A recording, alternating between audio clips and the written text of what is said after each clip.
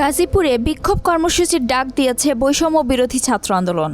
৮ ফেব্রুয়ারি দুপুর ১:৩০টার দিকে গাজীপুর সদর উপজেলার রাজবাড়ী মাঠে এই বিক্ষোভ সমাবেশ অনুষ্ঠিত হওয়ার কথা রয়েছে। সমাবেশে সংগঠনটির কেন্দ্রীয় নেতাদের উপস্থিত থাকার কথা রয়েছে।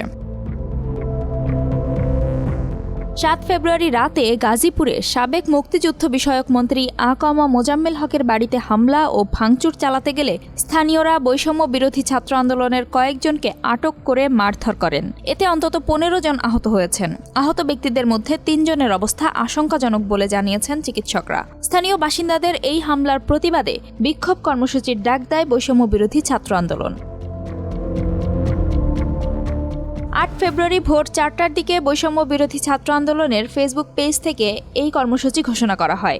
কর্মসূচির ঘোষণা করে সংগঠনটি বলছে, গাজীপুরের বৈষম্য বিরোধী ছাত্র আন্দোলনের সংগঠকদের উপর আওয়ামী সন্ত্রাসী মোজাম্মেল জাহাঙ্গীরের চাপাতি বাহিনীর হামলার প্রতিবাদে আজ শনিবার বিশাল বিক্ষোভ সমাবেশ অনুষ্ঠিত হবে। সমাবেশে উপস্থিত থাকবেন সারা দেশের আপামর ছাত্র জনতা ও কেন্দ্রীয় নেতারা। এলাকাবাসী ও পুলিশ জানিয়েছে, একদল বিক্ষুব্ধ ছাত্র জনতা গাজীপুর মহানগরের ধীরাশ্রমের দক্ষিণখানে মোজাম্মেল হকের বাড়িতে হামলা চালান।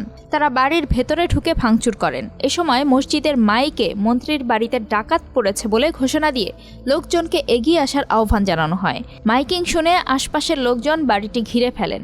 তারা ভাঙচুরকারী কয়েকজনকে মারধর করেন। পরে সেনাবাহিনীর সদস্যরা ঘটনাস্থলে গিয়ে আহত ব্যক্তিদের উদ্ধার করে গাজীপুরের শহীদ তাজউদ্দিন আহমদ মেডিকেল কলেজ হাসপাতালের জরুরি বিভাগে পাঠান। সেখান থেকে গুরুতর আহত কয়েকজনকে ঢাকায় পাঠানো হয়েছে। বৈষম্য বিরোধী ছাত্র আন্দোলনের নেতাকর্মীদের ওপর হামলার ঘটনায় কড়া প্রতিক্রিয়া জানিয়েছেন জাতীয় নাগরিক কমিটির মুখ্য সংগঠক সার্জিস আলম। নিজের ফেসবুক প্রোফাইলে সার্জিস লিখেন, গাজীপুরে আজকেই হবে আওয়ামী সন্ত্রাসীদের শেষ দিন। আমরা আসছি।